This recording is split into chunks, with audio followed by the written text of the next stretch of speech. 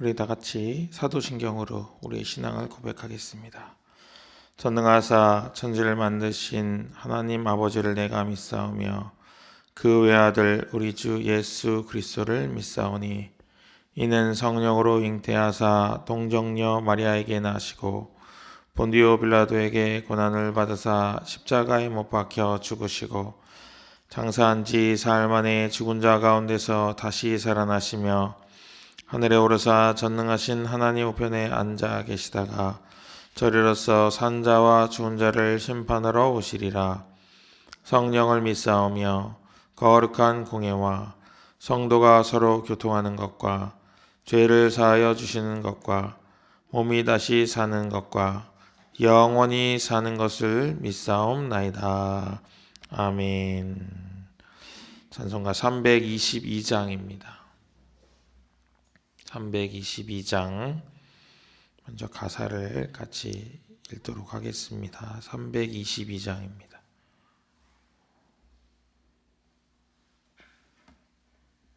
1절입니다. 세상에 헛된 신을 버리고 하나님 이름 높여 기리세 온 천하 백성 모두 나와서 다같이 하나님만 섬기세. 세상의 헛된 우상 버리고 인간의 모든 부귀영화와 거짓과 불의 모두 버리고 온전히 하나님만 섬기세. 주님의 백성 서로 헤아려 시기와 미움 아주 버리고 하나님만을 홀로 섬기는 천국을 어서 이루어 주소서. 아멘. 우리 찬송가로 하나님께 영광 돌리겠습니다.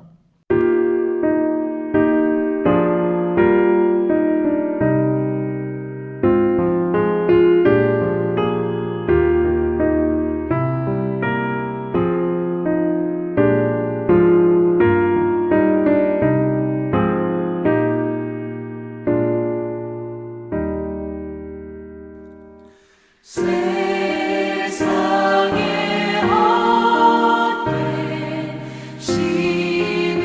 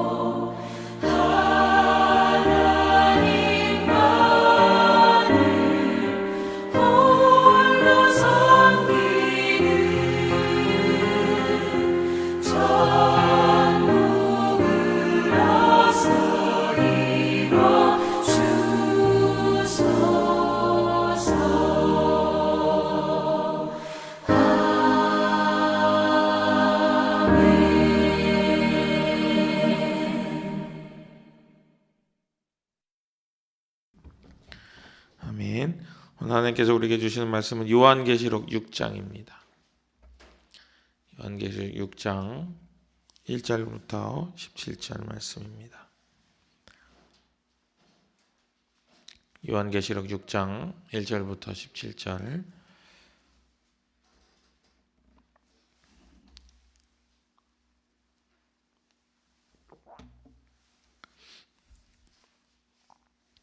제가 읽겠습니다.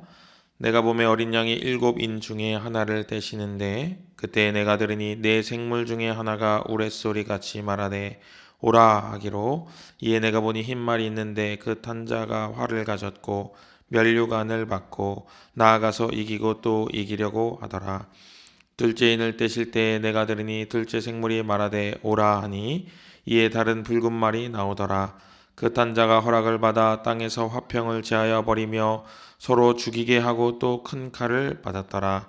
셋째 인을 떼실 때에 내가 들으니 셋째 생물이 말하되 오라 하기로, 내가 보니 검은 말이 나오는데 그 탄 자가 손에 저울을 가졌더라. 내가 내 생물 사이로부터 나는 듯한 음성을 들으니 이르되 한 데나리온의 밀 한 대요 한 데나리온의 보리 석 대로다. 또 감람류와 포도주는 해치지 말라 하더라. 넷째 인을 떼실 때에 내가 넷째 생물의 음성을 들으니 말하되 오라 하기로, 내가 보면 청황색 말이 나오는데 그 탄 자의 이름은 사망이니 음부가 그 뒤를 따르더라. 그들이 땅 4분의 1의 권세를 얻어 검과 흉년과 사망과 땅의 짐승들로서 죽이더라.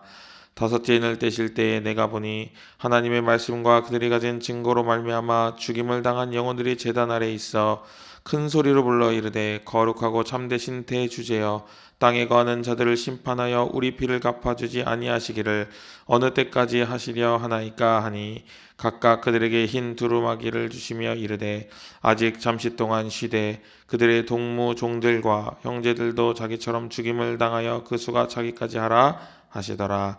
내가 보니 여섯째 인을 떼실 때에 큰 지진이 나며 해가 검은 털로 짠 상복같이 검어지고 달은 온통 피같이 되며 하늘의 별들이 무화과 나무가 대풍에 흔들려 설익은 열매가 떨어지는 것 같이 땅에 떨어지며 하늘은 두루마리가 말리는 것 같이 떠나가고 각 산과 섬이 제자리에서 옮겨지매 땅의 임금들과 왕족들과 장군들과 부자들과 강한 자들과 모든 종과 자유인들이 굴과 산들의 바위 틈에 숨어 산들과 바위에게 말하되 우리 위에 떨어져 보좌에 앉으신 이의 얼굴에서와 그 어린 양의 진노에서 우리를 가르리라. 그들의 진노의 큰 날이 이르렀으니 누가 능히 서리오 하더라. 아멘. 오늘을 여러분 요한계시록 6장부터 11장까지 읽으실 텐데요. 방금 우리가 6장 전체를 다 읽었습니다. 여러분 읽어보니까 어떤 마음이 드세요? 어떤 마음이 드세요? 일단 잘 모르시겠죠. 뭔 소리인지 잘 모르시겠죠. 그리고 두 번째로 뭔가 안 좋은 단어들이 계속 나오니까 좀 불안하기도 하고, 또 맨 마지막에 보니까 진노의 뭐 큰 날이 이르렀으니 뭐 어떻게 하겠냐 뭐 이런 말 나오니까 좀 답답한 것이 사실입니다. 이 두려운 마음의 근원은 제가 방금 말씀드린 대로 잘 모르기 때문입니다. 두려움의 여러 가지 근원 중에 하나는 바로 무지입니다. 우리가 시험이나 면접 같은 곳에서 약간의 떨림이 우리 마음 가운데 찾아오고 두려운 마음이 있는 것은 그 면접장에 들어가서 무슨 일이 벌어질지 모르기 때문이에요. 그 면접장에 면접위원이 어떻게 앉아있고 나에게 무슨 질문을 던질 거다라고 알고 있으면은 아마 하나도 떨리지 않을 거예요. 그렇죠? 그 면접장에 나의 아빠가 앉아 계시고 그 아빠가 어젯밤에 면접관들이 이런 질문을 할 거니까 넌 이렇게 대답해라고 말했다면 아마 그런 두려움들은 굉장히 많이 줄어들 것입니다. 근데 그런 것처럼 잘 모르기 때문에 찾아오는 두려움이 있어요.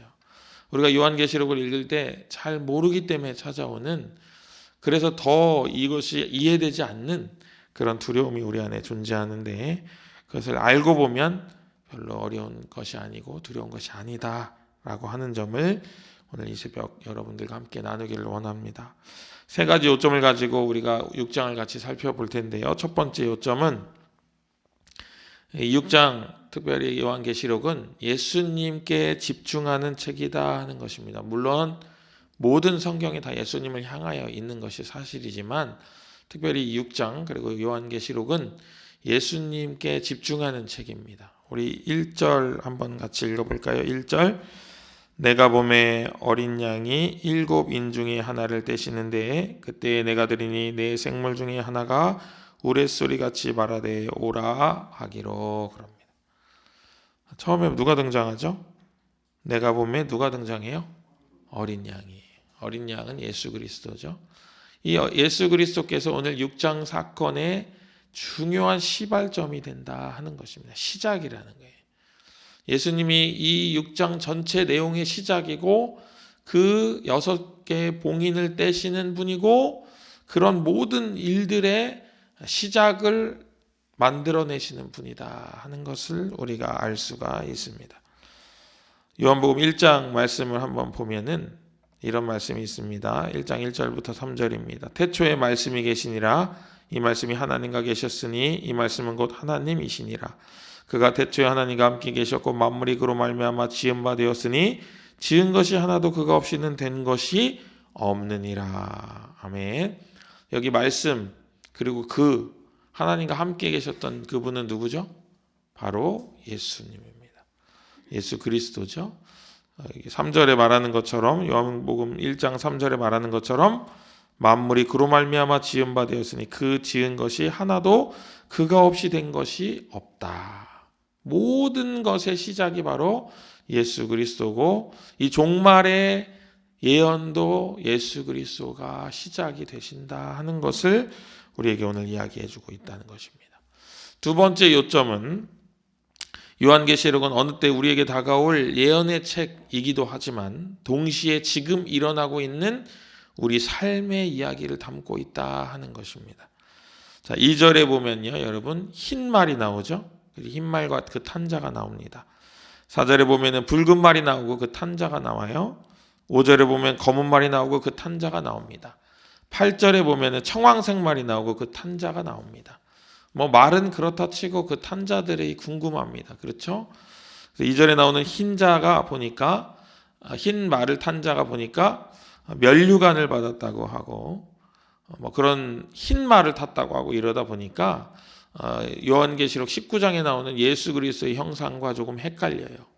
그래서 이것도 예수님이 아닐까 생각할 수 있습니다. 그러나 그렇지 않습니다. 여러분 생각해 보세요. 지금 예수님 뭐 하고 계시죠? 봉인을 떼고 계시잖아요. 봉인을 떼고 계신데 갑자기 예수님이 봉인을 뗐더니 거기서 예수님이 나와요. 이거는 뭔가 맞지 않습니다. 그리고 예수님은 누가 나오라고 한다고 해서 나올 분이 아니에요. 그렇죠? 이걸 주관하시는 분이다 제가 말씀드렸잖아요.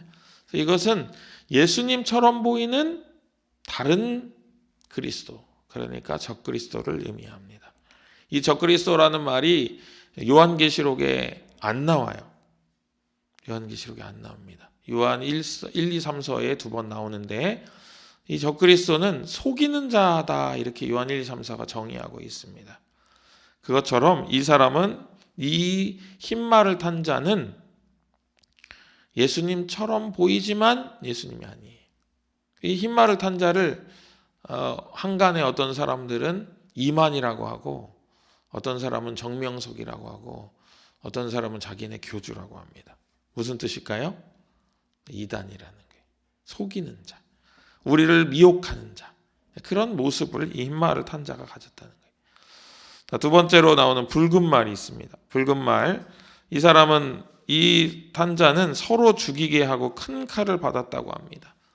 이 붉은 말을 탄 자의 이름은 전쟁입니다.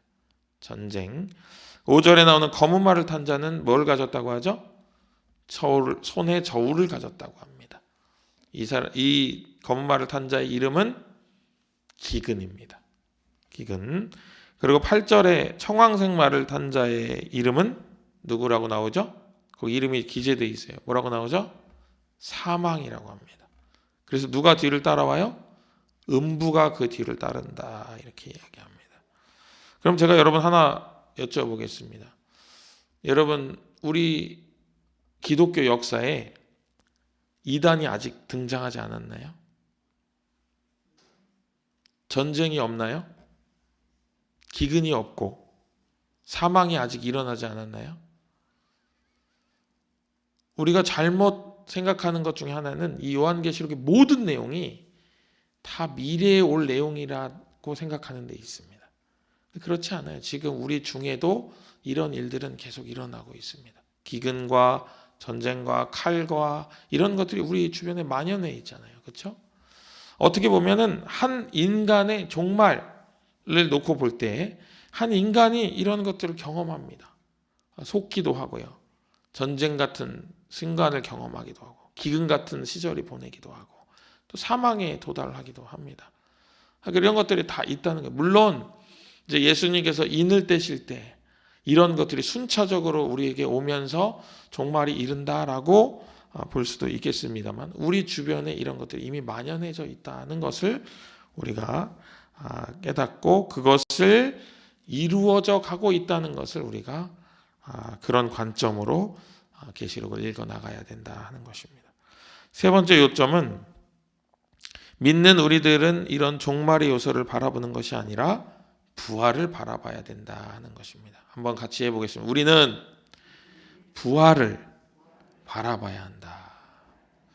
자, 어린아이들이 만약에 어떤 아이 두 명이 어떤 일 때문에 막 싸우고 있어요. 그 아이가 하는 말 뭐라고 하냐면 야, 너 죽을래? 이럽니다. 그런 말 들어보셨죠? 왜 그렇게 말할까요?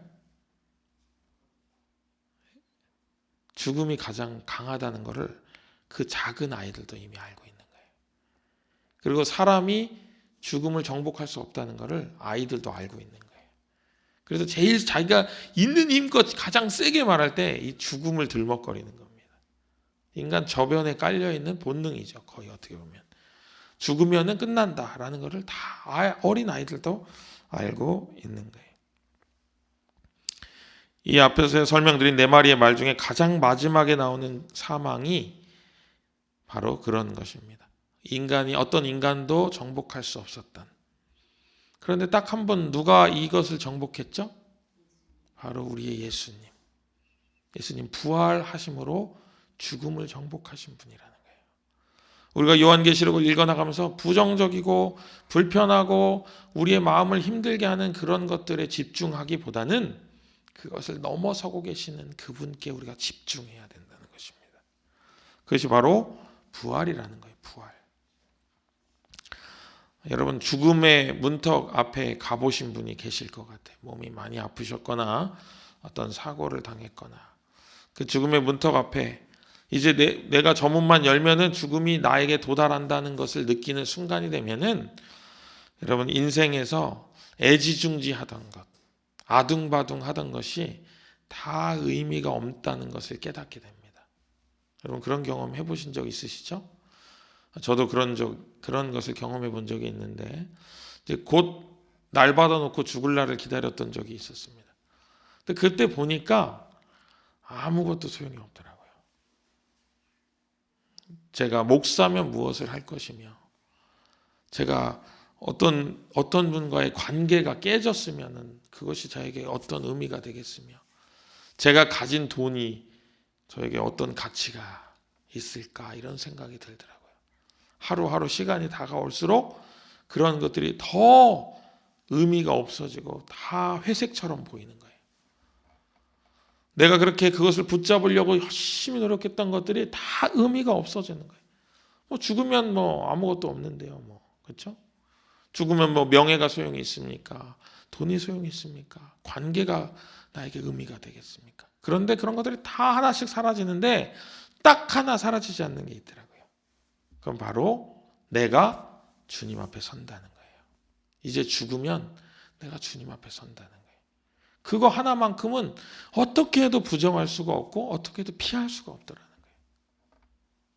거예요. 내가 하나님 앞에 서겠구나. 며칠 안 남은 이 인생을 어떻게 살아야 될까? 내가 하나님 앞에서 어떻게 살아가야 될까의 절박함이 제 안에 찾아오더라고요.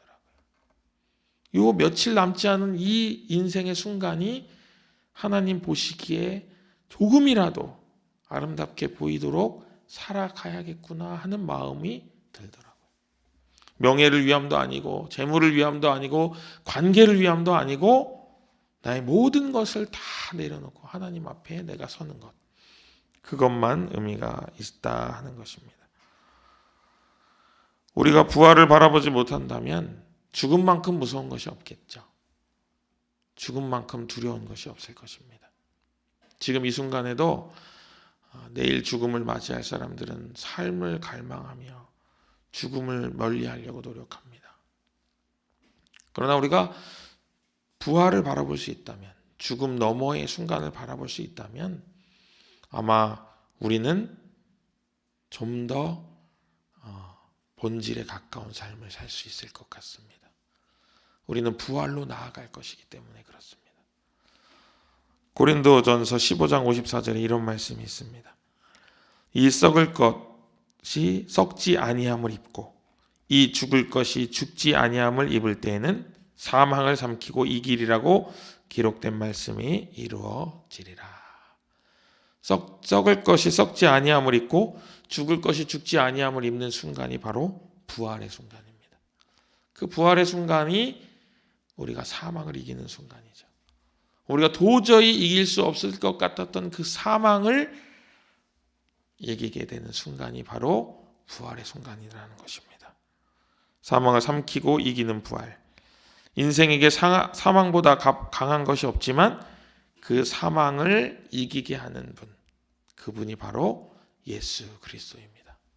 고린도전서 15장 57절에는 이어서 이렇게 나옵니다. 우리 주 예수 그리스도로 말미암아 우리에게 승리를 주시는 하나님께 감사하노니. 오늘 살아가는 우리가 종말 의식을 가지고 살아가고 또 내 인생이 내일 주님이 와도 부끄러움 없는 삶으로 나아가도록 우리를 이끌어주는 그런 말씀이 바로 계시록의 말씀입니다. 우리 인생 가운데 예수님밖에 중요한 것이 없고 또 우리 인생 가운데 사망을 넘어서는 부활을 허락하시는 예수님이 바로 우리의 중심이다 하는 것을 깨닫게 해주는 책이 바로 이 요한계시록이다 하는 것입니다. 여러분, 무엇을 자랑하며 사시렵니까?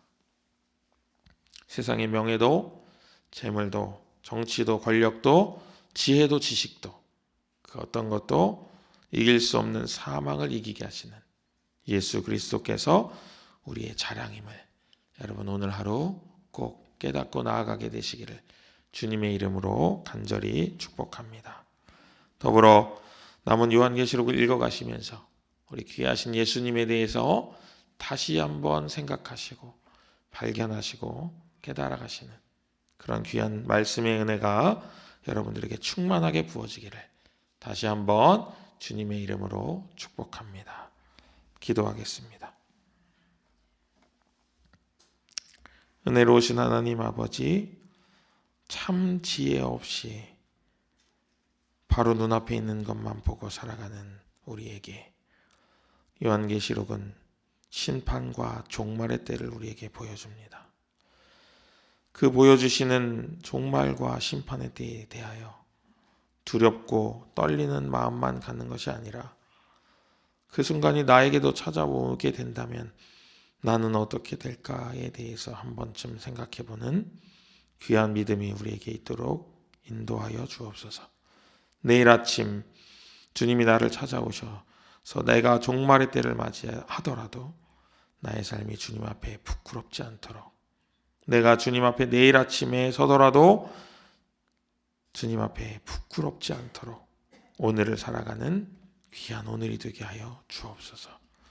오늘 이 밤 주님 앞에 무릎 꿇었을 때 하나님, 종말의 믿음으로 종말의 신앙으로 오늘 하루를 값지게 살았습니다. 하나님, 우리에게 승리를 주시는 예수 그리스도를 허락하시니 감사합니다 하고 기도하는 우리 모두가 될 수 있도록 인도하여 주옵소서.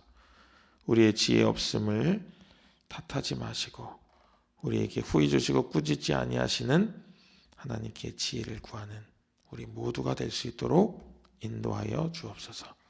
오늘도 우리에게 한없는 지혜로 우리의 삶을 풍요롭게 인도하시는 예수 그리스도 이름으로 간절히 기도합니다. 아멘. 하늘에 계신 우리 아버지여, 이름이 거룩히 여김을 받으시오며 나라의 임하옵시며 뜻이 하늘에서 이룬 것 같이 땅에서도 이루어지이다. 오늘날 우리에게 일용할 양식을 주옵시고 우리가 우리에게 죄 지은 자를 사하여 준 것 같이 우리 죄를 사하여 주옵시고 우리를 시험에 들게 하지 마옵시고 다만 악에서 구하옵소서. 대개 나라와 권세와 영광이 아버지께 영원히 있사옵나이다. 아멘.